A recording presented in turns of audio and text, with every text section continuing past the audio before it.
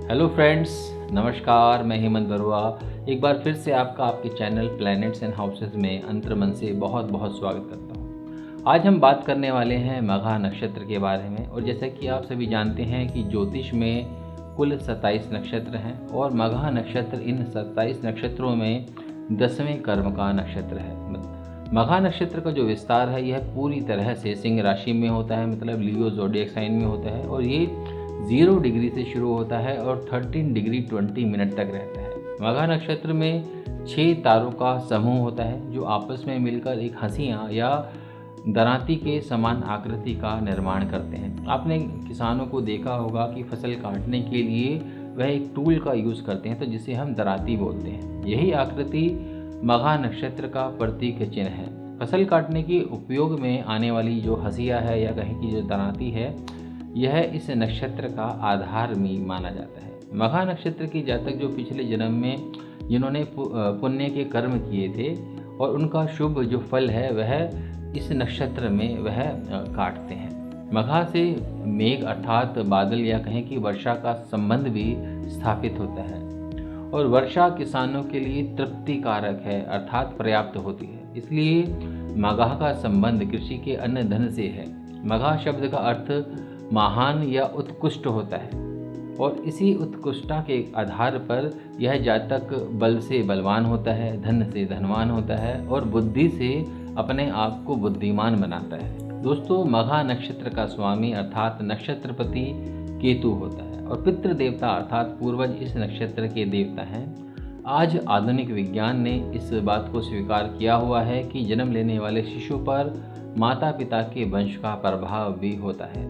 कई रोगों को वंशानुगत मतलब हेरिडिटरी माना गया है और इसी बात को हमारे प्राचीन ऋषि मुनियों ने काफ़ी समय पहले ही स्वीकार कर लिया था। मघा नक्षत्र की जाति शूद्र और लिंग स्त्रीलिंग माना गया है। शूद्र जाति का कर्तव्य सेवा करना होता है और राजा का काम भी प्रजा की सेवा करना माना गया है और इसी अर्थ पर इसे शूद्र जाति का माना गया है। जबकि मघा नक्षत्र अपने जातकों को सौभाग्यशाली बनाता है और सौभाग्य जो शब्द है वह स्त्रीलिंग शब्द है, इसलिए मघा नक्षत्र को स्त्रीलिंग का स्वीकार किया गया है। मघा नक्षत्र की जो प्रतीक हैं उसके अनुसार इस नक्षत्र में जन्म लेने वाले जो जातक हैं वह अपने पिछले कर्मों के मतलब जो उन्होंने पास्ट लाइफ में जो भी अच्छे कर्म किए होते हैं तो उसका फल वह इस जन्म में अवश्य भोगते हैं।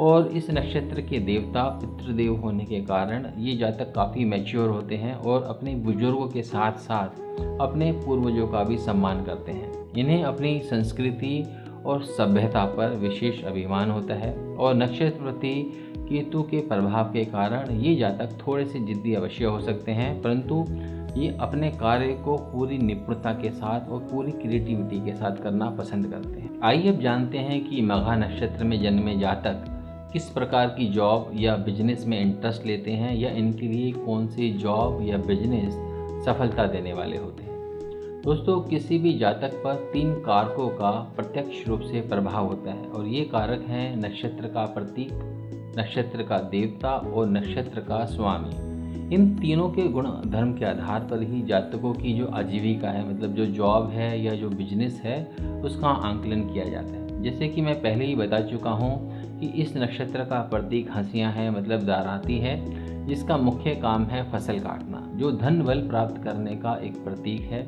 और इसी आधार पर ये लोग धनवान होते हैं। ये अपनी ऊर्जा के उपयोग से धन अर्जित करने में कामयाब रहते हैं। ये लोग मनी लेंडर होते हैं मतलब साहूकार होते हैं और बिजनेस में जो इनकी ऊर्जा है वह बहुत अच्छे से चैनलाइज होती है, तो इस कारण ये बहुत सफल बिजनेसमैन हो सकते हैं या बहुत सफल इंडस्ट्रियलिस्ट होते हैं। दोस्तों, मघा का एक अर्थ उत्कृष्ट या कहें महान होता है, इसलिए ये लोग रेपुटेटेड या उच्च पद पर हो सकते हैं। ये लोग प्रबंधन में मतलब इनके अंदर मैनेजमेंट के बहुत अच्छे गुण होते हैं, स्किल होते हैं, इसलिए ये अपने प्रयासों से और सूझबूझ से किसी भी कार्य में आगे रहते हैं और ये एक उच्च अधिकारी के रूप में सफल होते हैं। और इसी आधार पर ये बहुत फेमस सेलिब्रिटी हो सकते हैं या किसी कंपनी में टॉप पोजीशन पे हो सकते हैं या एक अच्छे खिलाड़ी के रूप में भी आप इन्हें देख सकते हैं। इस नक्षत्र की जो देवता हैं वह पितृदेव हैं। इस आधार पर इस नक्षत्र में जन्म लेने वाले जो जातक हैं वह अच्छे इतिहासकार हो सकते हैं और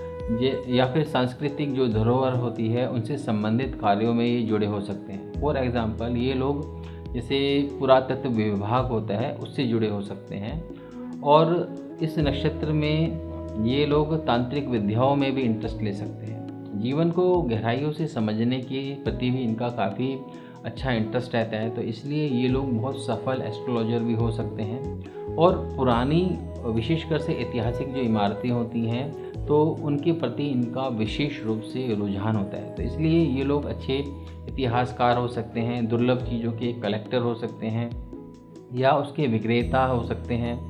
प्राचीन इमारतों के ये लोग संरक्षक हो सकते हैं या प्राचीन इमारतों के इंजीनियरिंग के रूप में भी ये सफल हो सकते हैं। ये जातक प्राचीन कला प्रेमी भी हो सकते हैं, इसी वजह से ये लोग कला संरक्षक के रूप में कार्य करना पसंद करते हैं या ये किसी पुरानी कला से संबंधित कलाकार भी हो सकते हैं। और अपने एक्सपीरियंस को या अपने इंटरेस्ट को ये लोग लोगों तक पहुंचाने के लिए लेखन का कार्य भी करते हैं और जिसमें ये बहुत ज़्यादा निपुण होते हैं। ये लोग नामी इतिहासकार भी हो सकते हैं। और पितृदेव के प्रभाव के चलते ये जातक अपने पैतृक व्यवसाय मतलब जो फैमिली बिजनेस होता है तो उसमें भी ये लोग काफ़ी सफल रह सकते हैं।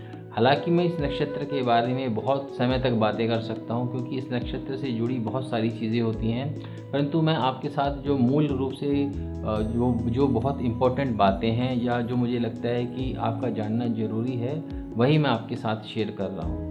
और ये लोग जैसे मैंने आपको बताया कि इस नक्षत्र के जो देवता हैं वह पितृदेव हैं, तो ये लोग अपने जो एक फैमिली का जो एक ऑरा होता है या कहें कि जो एक सोशल स्टेटस होता है तो उसके प्रभाव के कारण भी ये लोग काफ़ी कामयाबी प्राप्त करते हैं। मतलब ये अपने जो फैमिली नेम होता है उसकी वजह से भी ये काफ़ी कामयाबी प्राप्त करते हैं। तो दोस्तों उम्मीद करता हूँ कि अब आप मघा नक्षत्र की ऊर्जा का प्रभाव समझ गए होंगे, परंतु कुंडली में बाकी अन्य ग्रहों और नक्षत्रों का प्रभाव जन्म नक्षत्र के प्रभाव को कहीं ना कहीं बदल सकता है। इसलिए सिर्फ नक्षत्र के आधार पर व्यक्ति के पूर्ण व्यक्तित्व को जानने का प्रयास ना करें, बाकी चीज़ों को देखना भी आवश्यक है, परंतु नक्षत्र की जो मूल ऊर्जा है उसकी जानकारी होना भी परम आवश्यक है। तो इस वीडियो में मैंने जो मूल जानकारी है वही आपके साथ शेयर की है। तो इस वीडियो में इतना ही, जल्दी मिलते हैं एक और नए वीडियो में, तब तक के लिए नमस्कार।